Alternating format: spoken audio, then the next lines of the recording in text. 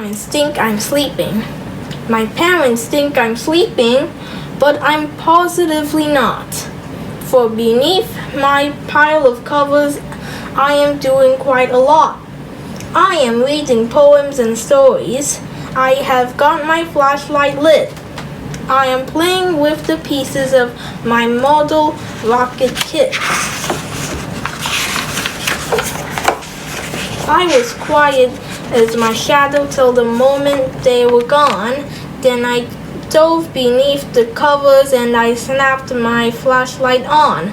So my parents think I'm sleeping, but that's simply their mistake. I have got them fooled completely. I'm really wide awake. Tonight is impossibly noisy. Tonight is impossibly noisy.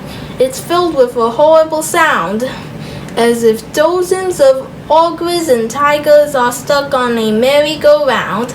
It sounds like a monkey bat to lion is dancing on needles and pins, or an out-of-tune elephant orchestra is sawing on steel violins. Tonight is impossibly noisy. The air's full of screeches and roars. It sounds as if pigs are stampeding, pursued by enraged dinosaurs. It sounds like a poltergeist army is holding a midnight parade, but it's only the Ally Cat chorus in a brassy backyard serenade.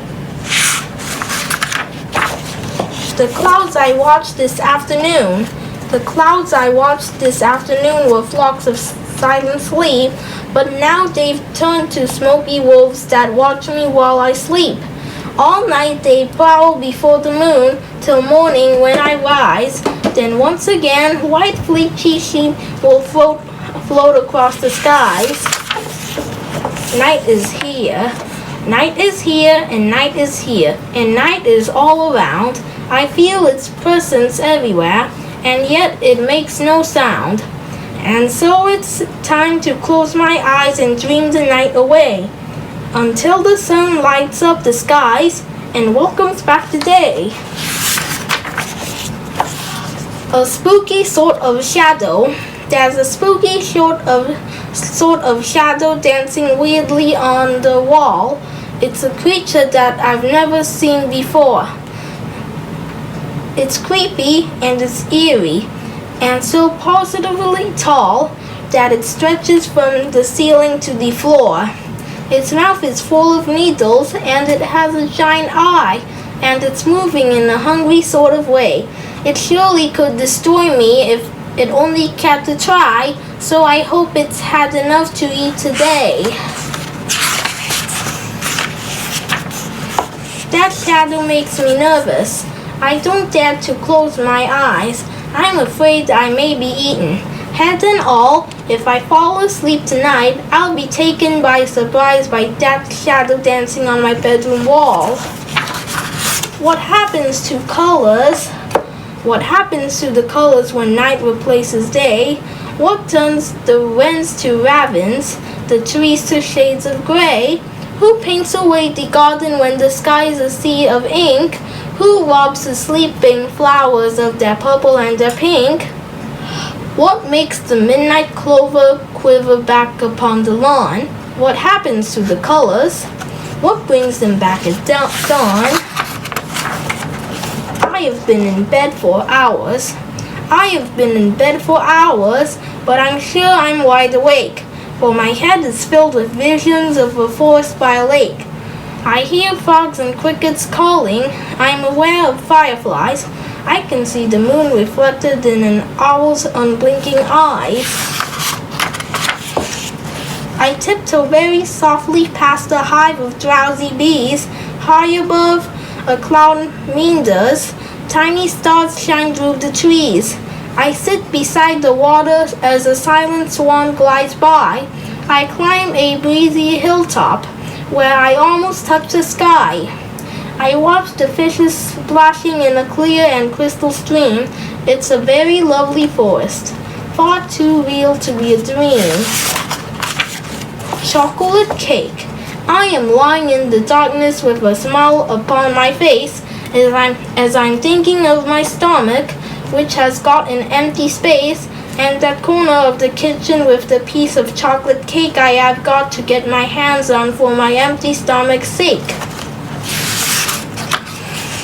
When my parents both are sleeping, I can tell by father's snore. I will sneak out of my bedroom. I will tiptoe past their door. I will slip into the kitchen without any noise or light, and if I'm really careful, I will have the cake tonight. Rain. I was having trouble sleeping when I heard the pleasant sound of raindrops softly falling on the rooftop and the ground. I hurried to the window just to watch them as they fell. They filled the night with sparkles and a fresh and lovely smell. I started feeling sleepy, so I climbed back into bed and fell asleep while listening to the raindrops overhead. It is so still. It is so still tonight. There is no sound at all. No tapping on a window pane. No footsteps in the hall. No barking dog or screeching cat. No mouse beneath my bed. No rustle of a windy leaf. No raindrops overhead. I lie beneath my covers with my pillow to my ear, and my breathing and my heartbeat are the only sounds I hear. If it was sunlight shining, I know that it was day. I'd gobble down my breakfast, then hurry out to play. If it was sunlight shining, I would not be indoors. I'd race around the garden. I'd fill the air with roars. If it was sunlight shining, I'd be a chimpanzee. I'd run, I'd jump, I'd tumble. I'd clamber up a tree. But it is moonlight shining. My eyes are getting red. My head is full of cobwebs, and I am off to bed.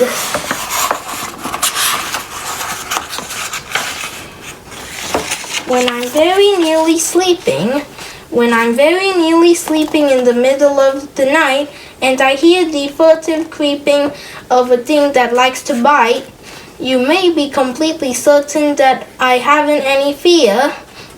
Though when it is on the certain, how I wish it were not here.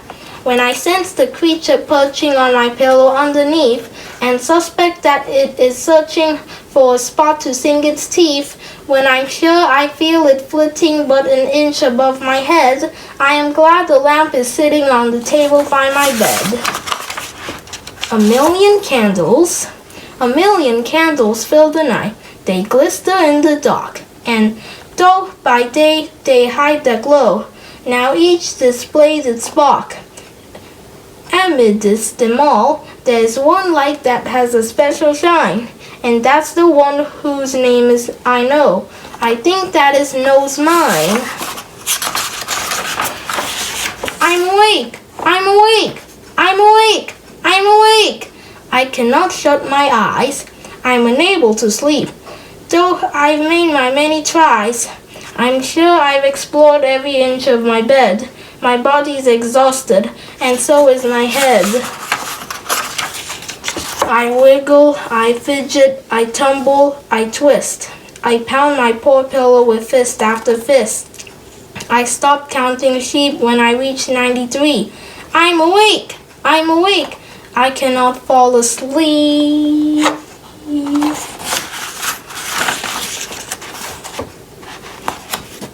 The end.